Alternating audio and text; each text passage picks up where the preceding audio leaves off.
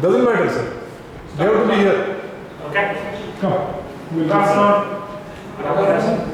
Very good afternoon. In the previous class, we discussed about market segmentation, and we saw how we targeted customers.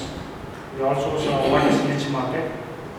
In this class, we will focus on how to identify jobs, pains, and gains using value proposition canvas from a customer's perspective. Okay, so this class we will see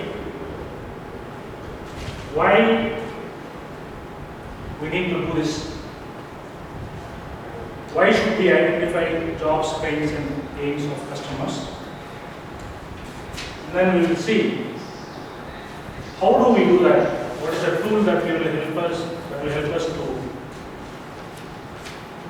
accomplish that? And then we will take an example market segment.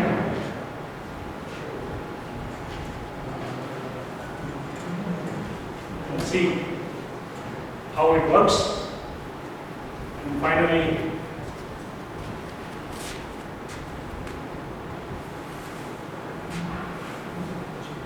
let us do an exercise and wrap the session. So this is how our objective will be. Okay? So coming to the first thing, why should we identify jobs and pains and gains of a customer in the first place? I'll just give you a scenario.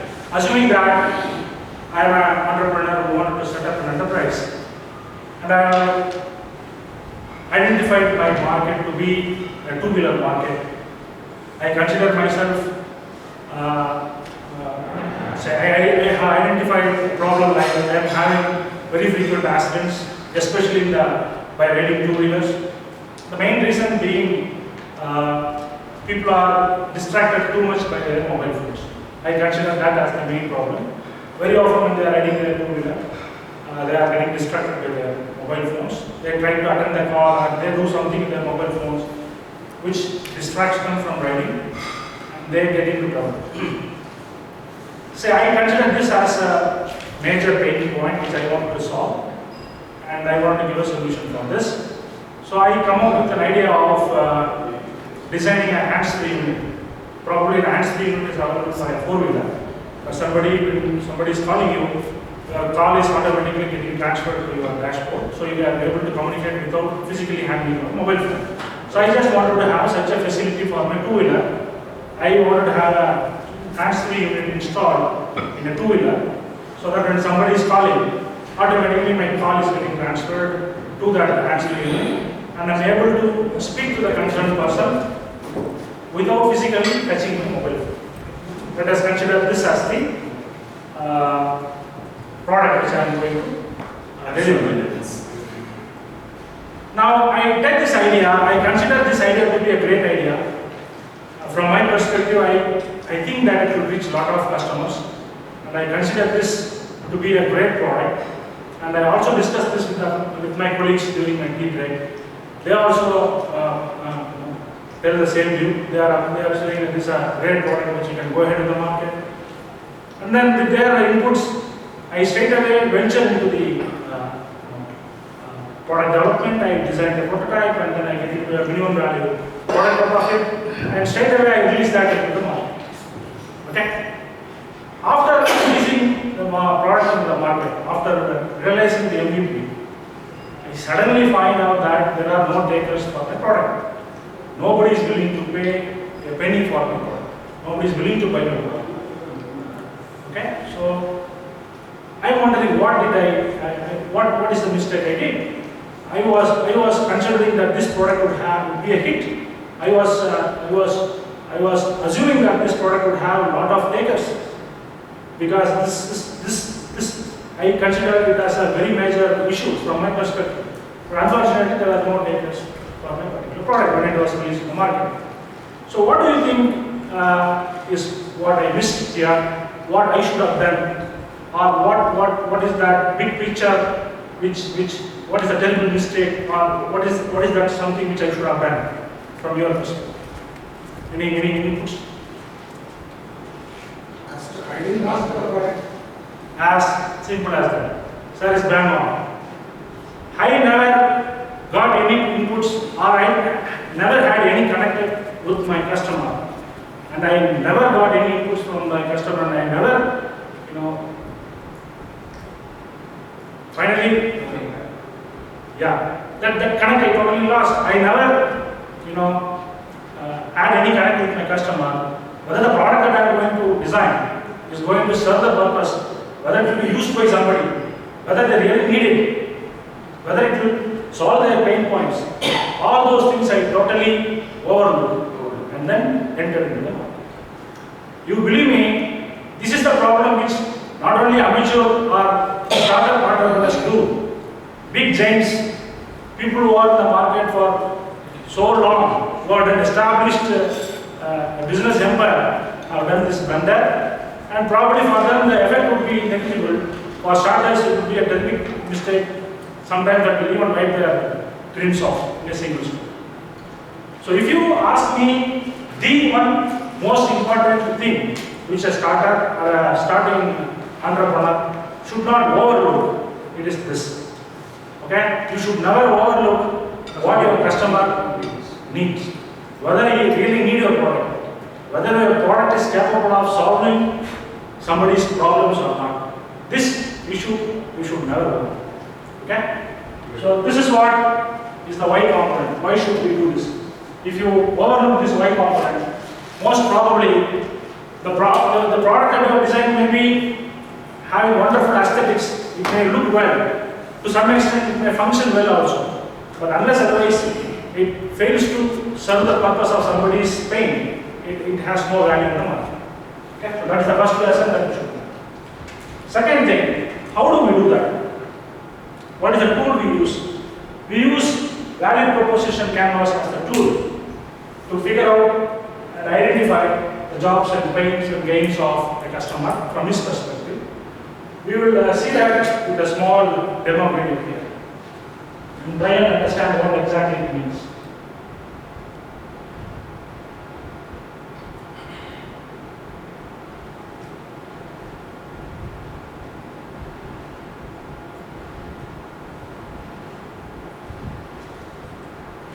Hi there.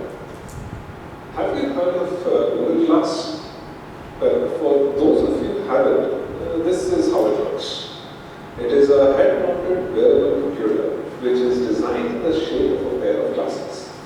It can capture images quickly and also display information like a smartphone, but in a hands-free format. Sounds really cool, isn't it? You must have also heard that the product failed miserably. Now, why do you think that happened? There were many theories as to what went wrong. Some say it was bad marketing and that the product was not launched properly. Some others say that the product was designed poorly, was not complete. Among all the reasons, one stuck out. Something so basic that even a hugely successful giant such as Google overlooked it. Did the customer want it? What real purpose did the product serve? What benefits did it offer? Was there any real need or demand for it? Who would want such a device and spend money on it? There were no satisfactory answers to these questions. Which brings us to a very important aspect of venture creation: value proposition design. Your product must create value for your customers. You have to address their pain points, and customers must want your product. Simply put, your products and services should match what your customer wants. In this lesson, you will learn to identify what your customer really wants and how your products and services can help them. That is what value proposition design is all about. If we need to formally define value proposition design, this is what we can say. The simple but comprehensive process of designing and testing value propositions, taking the guesswork out of creating create products and services that perfectly match customer needs and desires. This is something that I wanted to focus upon, taking the guesswork out of the equation. Many a times we assume from our perspective that this product would be a big hit in the market. That is the reason why most of the entrepreneurs are wiped out in the market. Okay. This guesswork should not be, or it should not be considered at all when you are concepting a product. So, you need to understand your customer really well to create products and services to meet those needs. You need to find a fit between what your customers want and your value proposition. The tool that you will use is a very popular tool and is called the value proposition canvas. Think of it like a large form or chart paper with sections that you can fill up. It has two clear sections.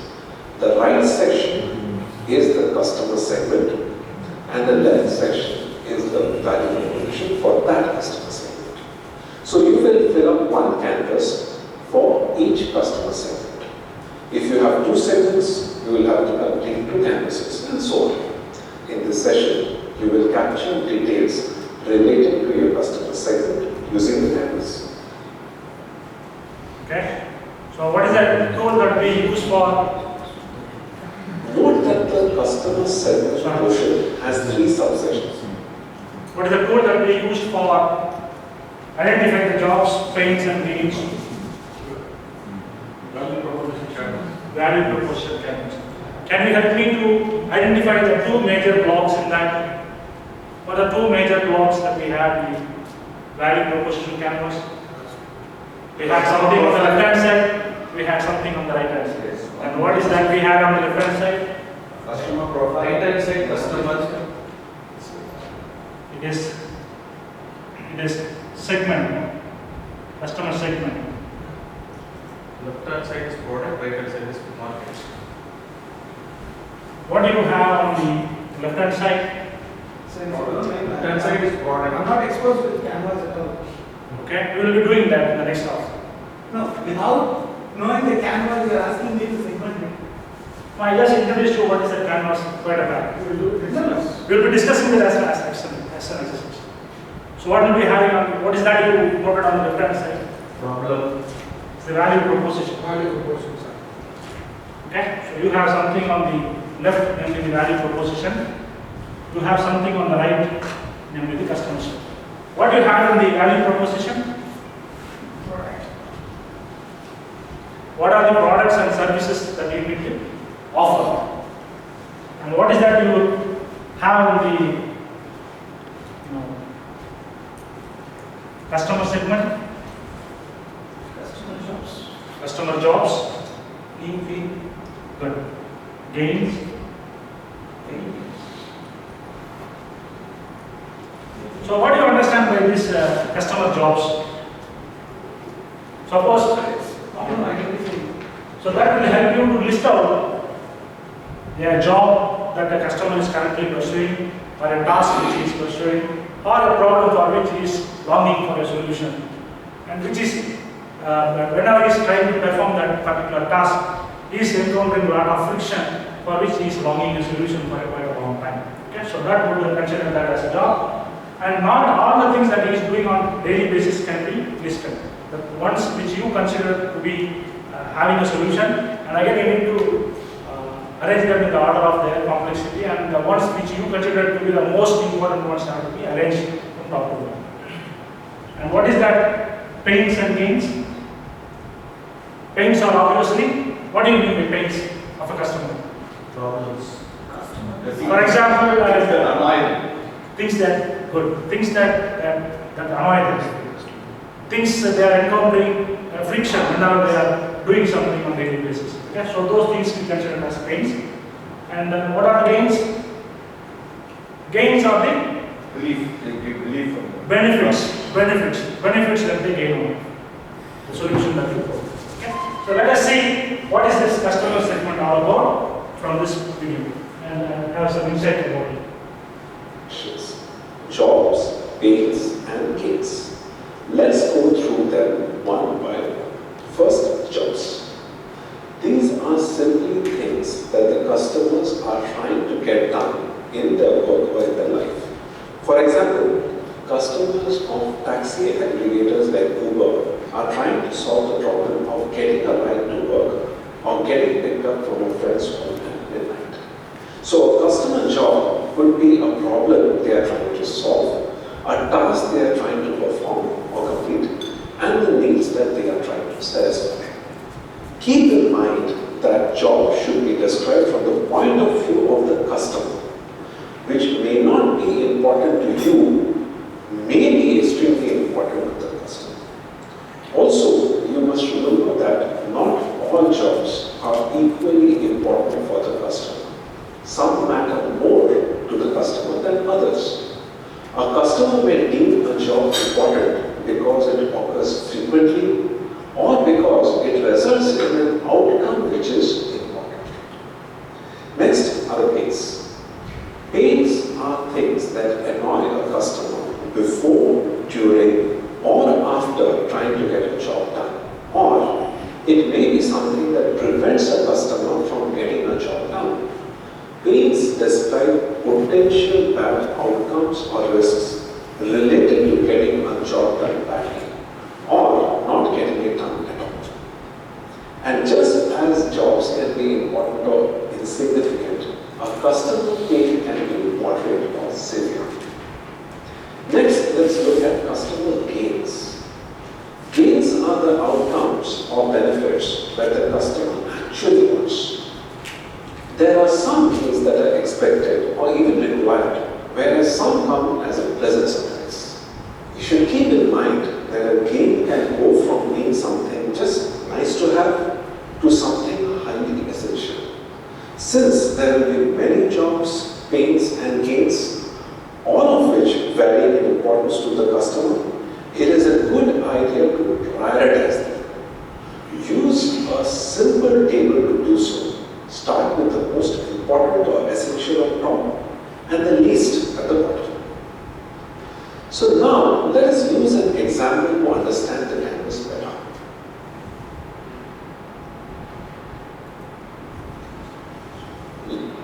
Let us know. Now that we have seen the customer segment, let us try and understand what is the value proposition that we can give for the products and services that we are going to offer. Help me filling up this particular section. So what is the center of this value proposition block? Products and services. In order to Products, services, technology. products and services, in order to fulfill or give solution for their jobs, what is the products and services which I am going to offer? And for relieving his pain, what is the pain reliever that I am having in my product and service? And what is the gain that I am generating for my customer? Okay, so let us take an example quickly and see how this concept is applied for a typical market segment. Look at an example of an online wedding planning platform. The customer segment would be the wedding couple and the service providers. Now, for this customer segment, let us assume a wedding couple as your customer segment, and for that segment, you try and generate your value proposition canvas that I am going to circulate to you right now. Then let us try and do an exercise and see and match how much you have done after this thing. Okay? We hope I have given a glimpse of how to identify jobs, pains and gains using value proposition canvas. And to conclude what we did today, we saw why we did that, what is the need for identifying job, pains and gains of the customer, and we saw how do we accomplish that using the tool and the value proposition canvas. We saw an example segment, and we also accomplished that using a simple exercise. Okay? So I will be happy to take any questions from you before that I will clean my board.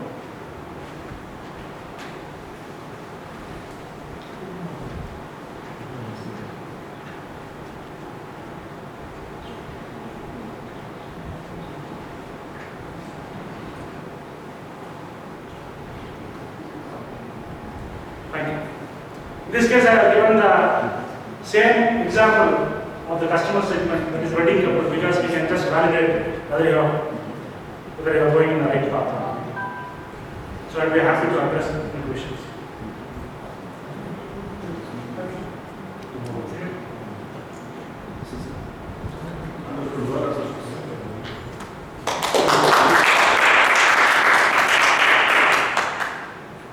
Yes, sir. Self-reflection quickly. I think I explained the concepts clearly. And then from the time management part, I was a bit lagging, which I should focus on. So these are the two things. Okay, one more point. Because none of us have told, I just heard right now you said, whenever we are giving self-feedback or whenever we are giving any feedback, please do not use some words. Think, I think, Okay. maybe, Okay. because that is not, it means there is a doubt. Even when we are giving feedback to the students or I think you should do it, then he will also go, okay, sir is thinking, let me think also. So always it has to be, if I know I have done A, B, C and I believe A, B, C to be done. Similar, that same applies to us also. If I say, I think you have not done the lighthouse gaze, that means I have not actually seen. I am assuming. So we should give the firm what you believe. Yes. Fabulous, Lynn. Nothing in terms of form. Very confident.